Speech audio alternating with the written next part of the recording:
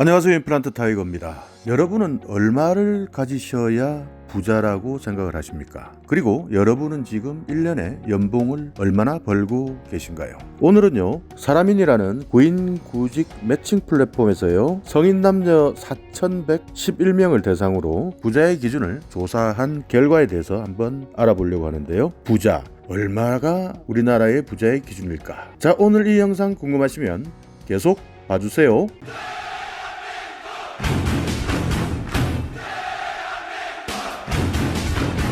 네, 부자라고 한다면요, 얼마 정도가 있어야 되는 것이 부자라고 느끼고 부자라고 생각하느냐? 물론 설문조사입니다. 이 설문조사를 보면요, 우리나라 성인 남녀 대부분은요, 부자의 기준을 39억은 있어야 부자라고 대답을 했는데요. 실제 우리가 연봉이 5천만 원, 정말 좋은 직장을 다닌다고 해서요, 연봉 1억을 받는다 하더라도요, 한 푼도 쓰지 않고 39년간은 그대로 모아야지 부자가 될 수 있다는 이야기가 되고요. 만약에 연봉이 5천만 원이시라면요, 그것의 2배, 78년이 걸리고요. 그것보다도 연봉이 작은 경우에는요, 부자가 되기 위해서 100년 이상을 일해야 하는데요, 인간의 한계 수명을 넘어버리는 것이죠. 그런데 실제로요, 부자라는 생각의 기준과 달리요, 실제 그러면 얼마만큼을 모을 수 있겠느냐, 예상하는 당신이 모을 수 있는 자산은 얼마까지일까라고 물어봤을 때는요, 7억 4천만 원 정도를 모을 것 같다 라고 대답을 했습니다. 부자의 기준에서 31억 6천만 원이나 적은 금액이죠. 연령대별로 한번 살펴보면요, 30대는 39억 8천만 원이 부자다, 40대 39억 원이 부자다, 20대는요 38억 7천만 원이 부자다, 50대 이상은요 33억 3천만 원 정도가 있어야 부자다, 이렇게 대답을 했는데요. 20대나 40대가 기준 금액이 비슷했는데요, 50대 이상은 다른 연령대보다 부자라고 생각하는 금액이 조금 낮았는데요, 50대가 이렇게 다른 20대, 30대, 40대에 비해서요, 부자에 대한 금액이 낮을 수밖에 없는 것은요, 그만큼 오랫동안 사회를 경험하고 실제 체험해 본 결과 그만큼까지는 돈이 필요하지 않다라는 것도 많이 느꼈고요. 또 이제 나이가 50이 지나가면서요, 과거에 비해서, 젊었을 때에 비해서는 대부분 현실적인 기준으로 생각을 하기 때문에요, 일반적으로 20대, 30대, 40대보다는 50대가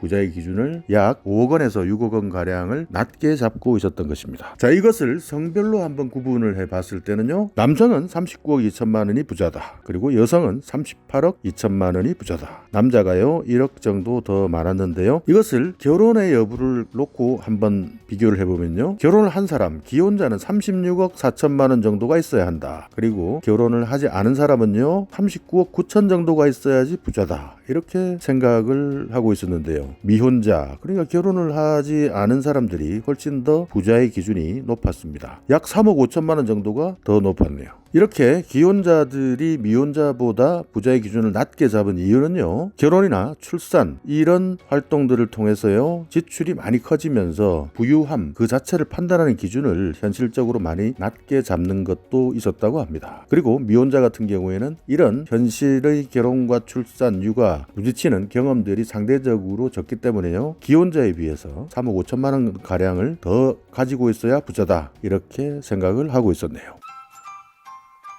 자, 그러면요, 현실적으로 당신이 평생 모을 수 있다고 생각하는 금액은 얼마냐 라고 물어봤을 때요, 평균은 7억 4천만 원 정도를 모을 것 같다, 재산을 가질 것 같다 라고 대답을 했는데요, 이것을 성별로 나눠보면요, 남성은요 8억 5천만 원을 모을 것 같다, 여성은 6억 4천만 원을 모을 것 같다, 이렇게 대답을 했고요. 결혼 여부에 따라서 다시 질문을 해봤을 때는요, 기혼자는 7억 9천만 원 정도를 모을 것 같다, 미혼자는 7억 원 정도를 모을 것 같다. 그러니까 여기에선 또 기혼자와 미혼자의 부자의 기준도 달라지고 현실적 기준도 또 반대가 되었죠. 미혼자는 부자의 기준을 더 높게 잡으면서도 실제 벌 수 있다라고 생각하는 자산은 기혼자보다 적었습니다. 자, 그러면 당신은 재산 그리고 자산을 불리기 위해서 어떤 방법을 가지고 자산을 키워나가고 있었느냐라고 물어봤을 때요, 복수응답이라는 것 참고하시고요. 자, 그 방법이요, 예금과 적금을 통해서 통해서 나의 자산을 불리겠다라고 대답한 사람들이 65.1%, 가장 많았고요. 그런데 두 번째 2위로요, 복권 그리고 로또 등을 통해서 내 자산을 늘리겠다라고 대답한 비율이 무려 29.1%나 되었습니다. 2위에 복권과 로또가 들어가 있었는데요. 이 복권과 로또로 나의 자산을 불리겠다. 이것은 그만큼 지금 현재 자산을 불리기 힘들다. 그리고 경제가 어렵다. 먹고 살기 힘들다. 라는, 어떻게 보면 우리 사회가 겪고 있는 희망 없는 사회, 그리고 로또에 기댈 수밖에 없는 사회를 단편적으로 보여주는 것 같아서요, 씁쓸하기는 합니다. 그리고 세 번째로는요, 펀드, 주식을 통해서 나의 자산을 불리겠다. 20.6%. 연봉 인상을 위해서 이직해서 돈을 더 벌겠다. 20.2%. 부동산 투자를 통해서 내 자산을 불리겠다. 15.4%. 부업이나 투잡을 통해서 내 자산을 불려보겠다. 10.6%.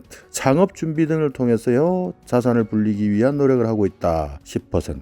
특별히 노력하는 것이 없다. 8.8% 순으로 나타났네요. 자, 이런 노력들을 하고 있는데요. 이런 노력들을 하고 있음에도 불구하고요, 대답하신 분 10명 중에 8명, 약 76.6%는요, 올해 내가 목표로 했던 만큼 자산을 모으지 못할 것 같다. 이렇게 밝혔는데요. 그만큼 힘든 지금의 현실을 보여주고 있는 것입니다. 반면 20% 정도는요, 가능할 것 같다. 이렇게 대답을 했는데요. 또 약 3.4%는요, 내가 생각한 목표 이미 모았다. 이렇게 답을 했습니다. 그리고요, 내가 이렇게 자산을 증식하는데, 내가 재산을 모으는데 방해가 되는 것이 뭐냐, 어떤 것을 가장 많이 지출하고 있느냐 라고 물어봤을 때는요, 절반 이상 55.5%였는데요 식비 등 생활비 때문에 내가 돈을 모으지 못하고 있다 라고 이야기를 했고요. 이어서 학자금, 주택자금 등의 대출 때문에 돈을 모으지 못하고 있다 라고 대답한 비율도 27.4%,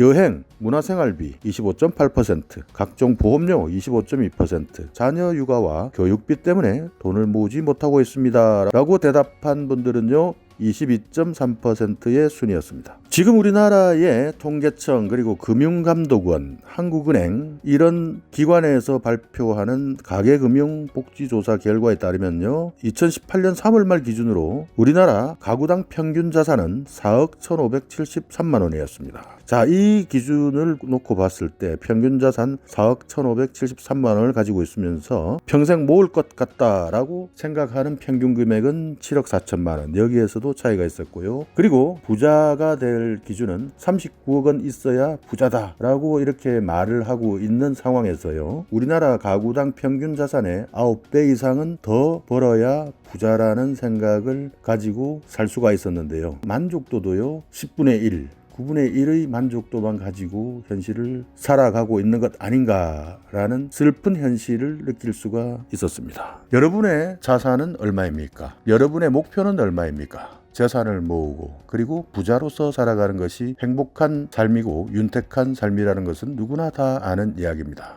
그러나 인생의 끝자락에 가보면요, 부자라고 해서 모두가 행복한 것은 아니고요, 그리고 가난하다고 해서 모두가 불행한 것도 아닙니다. 자, 오늘 이 영상 여러분께 부자에 대한 생각을 하는 데 있어서요, 조금이나마 유익한 정보가 있었다면요, 오늘도 구독 그리고 좋아요 부탁드리겠습니다.